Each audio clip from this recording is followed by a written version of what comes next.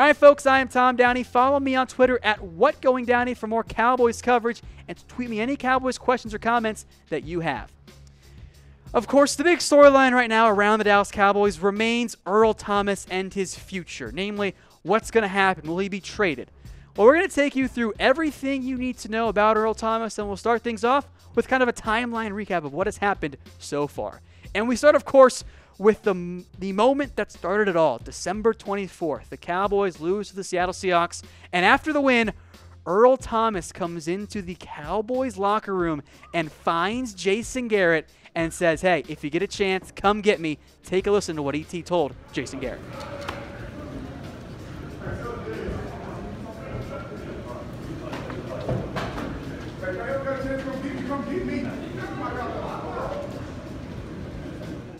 As producer Brett pointed out before the show, just a very strange situation overall around Earl Thomas and the Cowboys actually doing that. Not something you would ever expect, even though we now know Earl Thomas is a huge Cowboys fan. So that was the thing that started it all. But Earl Thomas was not done. Just a few days later, he says he's not sure if he's going to return to the Seattle Seahawks. And this starts the, hey, Earl Thomas really, really wants a big, fat new contract extension.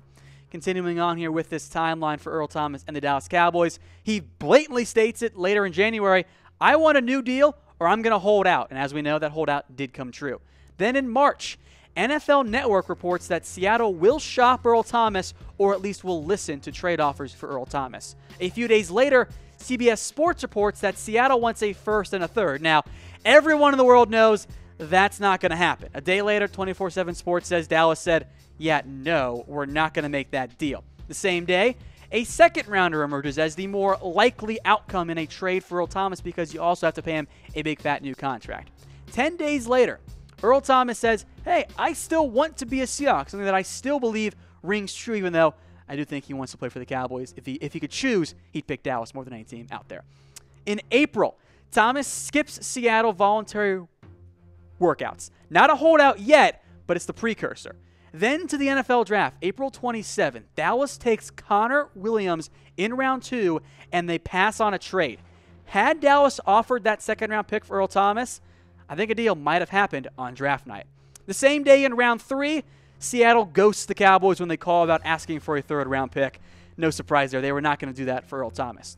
In May, NFL Network says that Seattle will move to extend Earl Thomas and give him a long-term deal. Since then, very little buzz about any extension talk.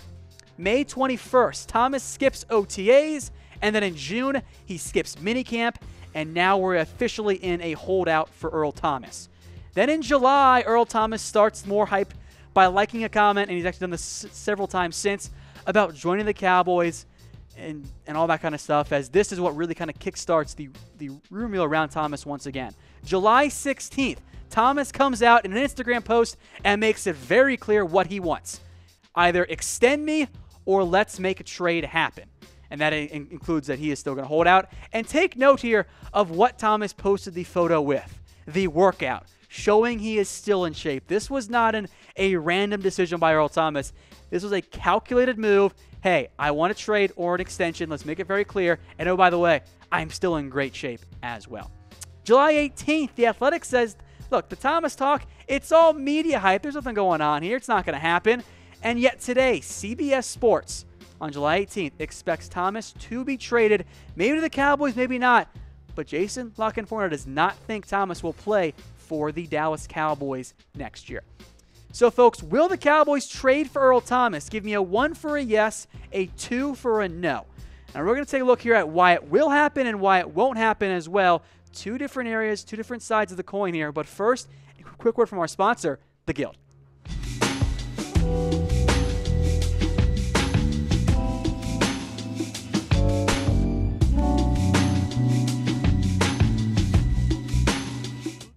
All right, folks, again, keep those comments coming. As I mentioned earlier in the show, I think it's a 2-star kind of debate right now. I'm not convinced, but it feels more likely than ever, at least outside of the draft itself, that Thomas could be headed to the Dallas Cowboys.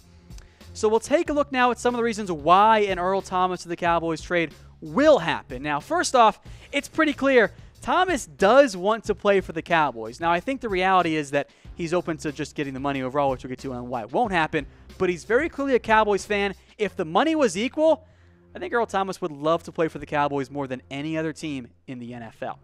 So that's the first reason as to why it could happen. And again, the money is a big factor here for Earl Thomas because he just wants to get paid. He doesn't care. He wants to match that Eric Berry number. He wants $13 million. All right, he's not in the top 5 right now. He wants to be paid like one of the highest paid safeties because he wants that long-term security. He wants that big, fat, guaranteed money. And as one of the top 3 safeties, at least in the NFL, Thomas is well-deserving of that figure as well. Back to some reasons why. First off, don't let anyone tell you the Cowboys can't afford Earl Thomas. They might only be looking at this year's cap space. Next year, the Cowboys could have as much as $60 million in cap space. And they have the need as well because, look, I like Xavier Woods, I like Jeff Heath, I like Frazier. Those are not number 1 safeties. And I think Earl Thomas for the Cowboys, frankly, is worth at least 1, if not 2 wins by himself if he plays all 16 games. And in a stacked NFC, guess what?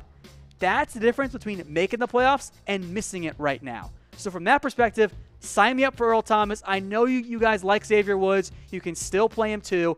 But you're hoping, best case scenario, Xavier Woods becomes a fraction of what Earl Thomas is. When healthy, there is not a better free safety in the NFL. I'd love to get him. And in terms of the trade value, Dallas appears willing to give up value in a trade. Now, Seattle, as has been reported, will not give him away. They're not stupid. Dallas won't send a first-round pick, but I think a second-round pick is very much within the realm of possibility. And if you get Earl Thomas, you're thinking it's a late second in next year's draft. I think that's worthwhile for the Cowboys. So those are some of the reasons why it will happen for Earl Thomas. But there are some why maybe it won't happen for an Earl Thomas trade to the Dallas Cowboys. First off, Thomas just wants to get paid. He doesn't care if it's Seattle or the Cowboys or the Steelers or the Texans or whomever. His first priority is to get paid. This holdout is not about trade me to the Cowboys. It's pay me or trade me somewhere else. The money is the number 1 thing for Earl Thomas. Yes, the Cowboys are a potential leverage point here for ET, but it's the money that's the focus, not getting to be a member of the Dallas Cowboys. He wants that $40 million guaranteed, $13 million a year deal over several years with the Cowboys or somebody else. As for the leverage, it's not a battle of the Seahawks versus the Cowboys. It's a battle of Seattle versus Earl Thomas. Seattle can make this all go away.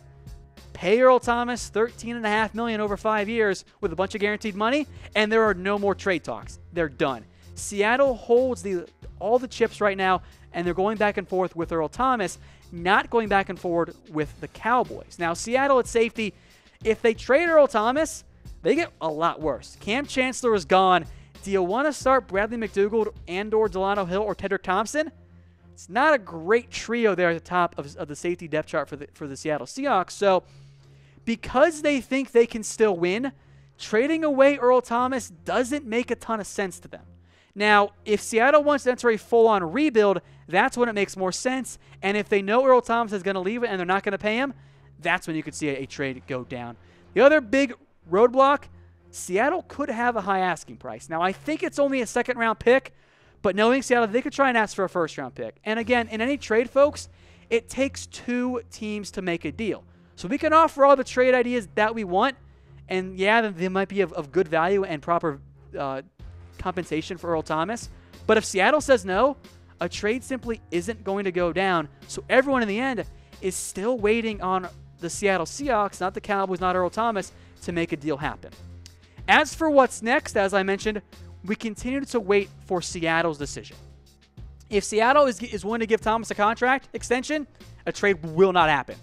If Seattle is committed to not paying him, then they will probably trade him because they can get more than they would as a compensatory selection. One more key date to monitor here. Let's keep an eye out for training camp. Once training camp starts, if Thomas does indeed hold out, that's when a trade chance could increase after that. As for what it could cost, I still think a second-round pick is the most likely outcome for the Dallas Cowboys and Seattle Seahawks. Dallas gets Earl Thomas. Seattle gets a second-round pick. Maybe you throw a late-round pick or some conditions in there. But I think that is the most likely trade package if a trade does indeed go down for Thomas and the Cowboys. So, folks, let me know what you would trade for Earl Thomas. Do you want a second, a third? Do you want to throw in some players? And I'll remind everyone, guys like Chaz Green, Terrence Williams, Tyrone Crawford, players you guys don't want on the roster, Seattle doesn't want them either. Those are not positive assets. They're actually negative assets in the end. All right, folks, I'm Tom Downey. Go ahead and follow me on Twitter at WhatGoingDowney for more Cowboys coverage. And if you have any questions, tweet them my way as well. And subscribe to our new Cowboys Report YouTube channel at chatsports.com/CowboysTV. And until next time, we'll see you.